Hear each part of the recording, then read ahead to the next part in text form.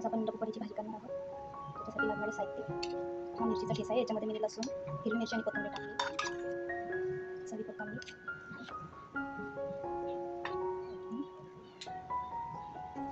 थोडासा ओवा. आता आपण याला मिक्स करून घेऊया.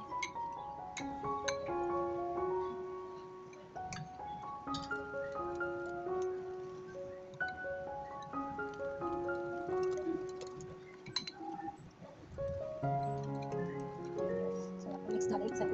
आपण भाजी करायची. कढई मी आधीच ठेवली होती गरम करायला. आपण 2 चमचे तेल घालून घेऊ. थोडं जास्त टाकलं तरी चालेल, कारण एक मसाल्याची भाजी बनवतो. तेल तापलं तर आपण वाटण टाकू. याच्यामध्ये मी कांदा, खोबरं, लसूण, अद्रक आणि कोथिंबीर टाकले. ते भाजून घेते आणि त्याची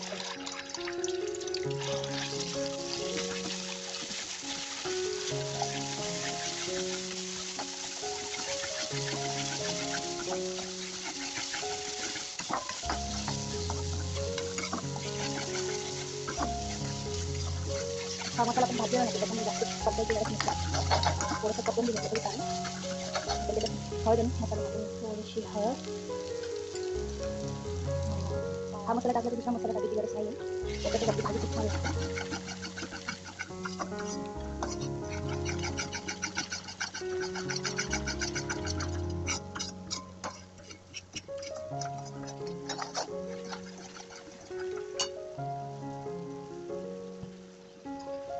ग्रेव्ही तुम्हाला थोडी आपल्याला पातळच करावं लागेल, कारण की डबूकडे आहे. कारण मीठ थोडं कमीच टाका. आपण त्याच्या डबूकड्यामध्ये मीठ टाकलं आहे, त्याच्यामुळे थोडंसंच टाका. वरून घेता येतं. भाजीला उकळ आली का आपण त्याच्यामध्ये डबूकडे वरून घेऊया. चला, आपल्या भाजीला उकळ आलंय, आपण त्याच्यात डबूकडे तोडून घेऊया छोटे छोटे.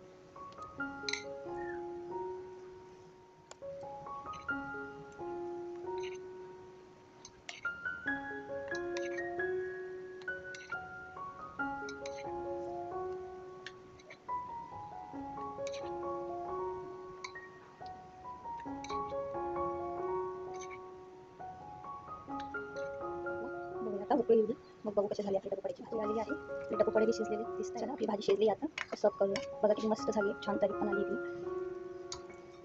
सर्व करूया आपण. आता तुम्ही पोळी बरोबर, भाकरी बरोबर, भाताबरोबर बी खाऊ शकता.